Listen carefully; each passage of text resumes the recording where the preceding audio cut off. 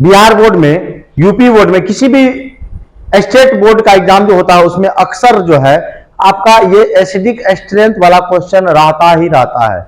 अगर आप इस बार इंटरमीडिएट की परीक्षा दे रहे हैं तो सावधान हो जाइए, 2 मिनट में आपका 2 क्वेश्चन में आपको, है ना, ट्रिक के माध्यम से आपके लिए लेकर आया हूं, ध्यान से देखना। और नए हैं आप पहली बार चैनल में, चैनल को सब्सक्राइब जरूर कर लेना। देखिए क्या है, एसिडिक स्ट्रेंथ है यानी अम्लीय शक्ति, कहेगा कि किसका अधिक है, सजाइए बढ़ाइए। तो इसके लिए आपको याद रखना, ए माने एसिडिक, एस माने स्ट्रेंथ। एसिडिक स्ट्रेंथ जो होता है वो डायरेक्टली प्रोपोर्शनल होता है ईएन का। मैं पहले लिख लिया हूं इसलिए ताकि शॉर्ट वीडियो बने, नहीं तो लिख लिख के बताने में ज्यादा बनता है, इसीलिए आप 2 मिनट बने रहे, शुरू से अंत तक देखिएगा।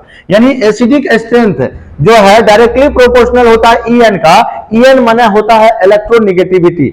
ईएन माने क्या होता है, इलेक्ट्रोनिगेटिविटी। मतलब भाई साहब हिंदी में उसको बोलते हैं विद्युत ऋणात्मकता। यानी विद्युत ऋणात्मकता बढ़ेगा तो एसिडिक स्ट्रेंथ भी बढ़ेगा। यानी डायरेक्टली रिलेशन का मतलब, काटना नहीं है, डायरेक्टली रिलेशन का मतलब एक बढ़ेगा तो दूसरा भी बढ़ेगा, है ना। इनवर्सली रिलेशन का मतलब एक बढ़ेगा दूसरा घटेगा। समझ वाली बात?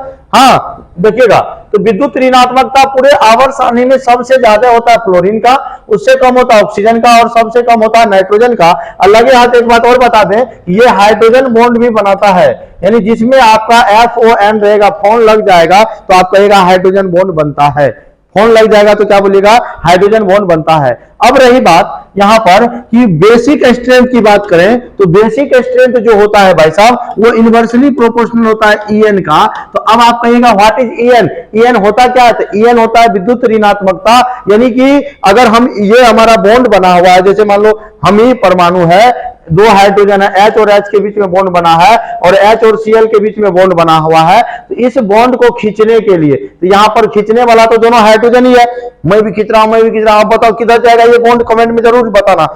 ये किधरों नहीं जाएगा, ये बीच से ही टूट जाएगा। लेकिन यहां पर अगर बात करें, अगर आप खींच रहे हो, हम खींच रहे हैं, बताओ किधर जाएगा? तो जो ज्यादा पावर लगाएगा वही बल होता है विद्युत ऋणात्मकता। और विद्युत ऋणात्मकता वर्ग में, आवर्त में क्या जाता है? तो जब हम लोग ऊपर से नीचे जाते हैं तो इसको कहते हैं वर्ग, यानी ग्रुप कहते हैं। और जब लेफ्ट से राइट जाते हैं तो उसको हम लोग आवर्त बोलते हैं। तो आवर्त में ईएन बढ़ता है, आवर्त में ईएन बढ़ता है और इसमें घटता है, वर्ग में नीचे की ओर जाने पर घटता है। या आप इसको ऐसा बोल सकते हैं कि सर ऊपर जाएंगे, यानी नीचे से ऊपर जाएंगे ईएन बढ़ता है और इधर से इधर भी जाएंगे तो भी बढ़ता है, ऐसे भी बोल सकते हैं आप। अब इसमें अपवाद कहां है, एक्सेप्शन कहां है, पूरा ध्यान से समझना। पी ब्लॉक हाइड्राइड में, यानी पी ब्लॉक के वैसे तत्व जो है हाइड्रोजन से अभिक्रिया करके हाइड्राइड बनाते हैं, हाइड्राइड बनाते हैं, उसमें अपवाद है। जैसे HF में, HCl में, HBr में, HI में, ये इसमें आपको अपवाद मिलेगा।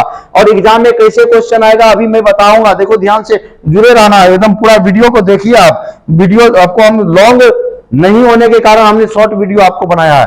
इसमें रूल लगेगा, एसिडिक स्ट्रेंथ जो है डायरेक्टली प्रोपोर्शनल होगा साइज का और बेसिक स्ट्रेंथ जो होगा इनवर्सली प्रोपोर्शनल होगा साइज का। यानी साइज जिसका ज्यादा है, हाँ साइज जिसका ज्यादा है, अम्लीय शक्ति भी ज्यादा है। यानी ऊपर से नीचे जाने पर, यानी वर्ग में हम लोग जाते हैं तो साइज भैया बढ़ता है। साइज क्या होता है? बढ़ता है, याद रखिएगा। जैसे MgO है और CaO है, पूछ देगा कि सर बताइए MgO है और CaO है, दोनों में अम्लीय शक्ति किसकी ज्यादा है? तो दोनों में ऑक्सीजन कॉमन है। ऑक्सीजन के बारे में नहीं सोचना, सोचना है मैग्नीशियम और कैल्शियम के बारे में।